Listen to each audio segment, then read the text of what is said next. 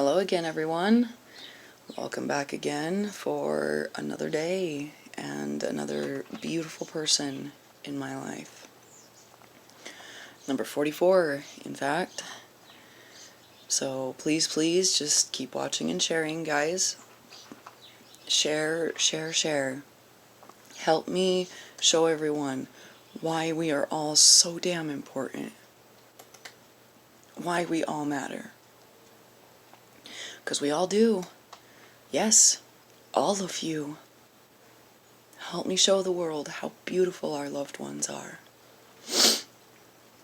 So, just a disclaimer here. I'm gonna try not to, but I feel like this one has a little bit of a potential to be a trigger for some people. So, just a fair warning. So this one is another pretty touchy one. Obviously a really touchy one. So again, please just bear with me. Alright, so there I was. I just began felony probation. Thank God probation was all I did get. And everything in my life changed, and I had nothing. And barely any friends left either. Finding a new job was a fucking joke. Employers see the word theft in the have you had any felony charges section of the application, and they don't even bother to ask questions. It just hits the trash can. I was unemployed for over a year, and I'm somebody who's never had trouble getting a job before. Ever. And the level of just utter fucking defeat that it created in me threatened to swallow me whole. I was attending group therapy classes and was walking all over town most every day, putting in applications at every place that I could. I think that's probably the only reason my PO didn't give me any jail time, because he could see that I was legitimately trying. And every day I would go home feeling more and more and more defeated. And my psyche suffered heavily under it. To be trying to do the right thing and to make things better, and because of what you did, nobody's even willing to give you a chance. My parents tried to continue to encourage me, but still, only 2 interviews in a year and a half, and both ended the moment I told them my charges. Seriously, the biggest mistake of my entire fucking life. And it only happened because I was friends with the wrong fucking people. And trying to emotionally recover from it quite literally almost killed me. Many times.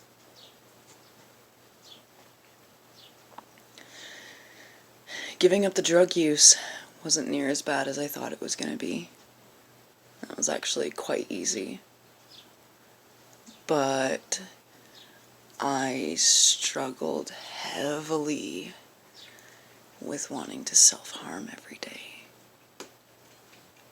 All day. Every day. That's what I thought about. That was honestly the hardest battle through all of my probation, was those months of wanting to rip my flesh completely open and just stop all the hurting. At this point, I hadn't done that in quite a while either. I really was trying to clean up my life. So the internal emotional fight of it was almost becoming an outwardly physical one too. I was tired all the time. And I craved it all the time. The sting of how the flesh splits open. I wanted it so much. One night in particular, I'm going to try and leave out the details, but still paint the picture for you guys. I was sitting in my bedroom, on the bed, cross-legged, had my tools all gathered out and laid out beside me. Had the laptop on the other side, sitting up and open, listening to music. And I had the blade pressed to my skin. I had been sitting like that for what seemed like forever. Didn't move, didn't actually do it. Afraid to actually do it, but just sitting right there. And all of a sudden on my laptop, Facebook Messenger pops open. And it was this woman. She was the mother in one of the very close families from when I was younger. So to me, she was an aunt. But we hadn't spoken in a very long time. And while I had been running myself down my deep, dark mistakes, she had run herself down her own very dark path. And I had just recently added her on Facebook after so many years. She messaged me randomly that night, saying that she loved me and missed me. Wanted to talk sometime if I was willing to listen to her, if I didn't hate her for the things she had done, for her own mistakes. At this point, she had no idea about me and mine, what I had just gone through. And I immediately began to cry. And dropped the scalpel that I had pressed to my skin.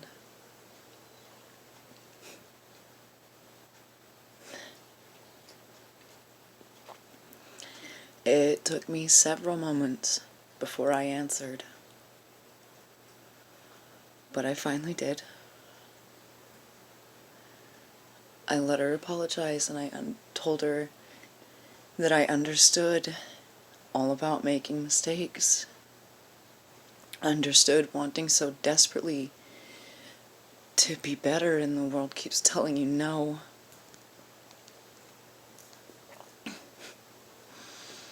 We talked for several hours that night, and she revealed some truths about my childhood for me that night too, which helped me heal some of the questioning I have always carried. By the end of it, she had given me her phone number and said that she was there to talk anytime I needed. And I utilized that a few times throughout probation. On nights that it was getting too strong. And she kept her promise. To this day, she has always answered. And that is priceless.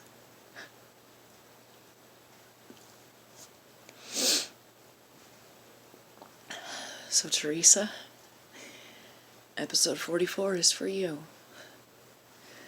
Because just by being yourself and having gone through your own shit And for whatever reason you did, having got a hold of me that night, right then,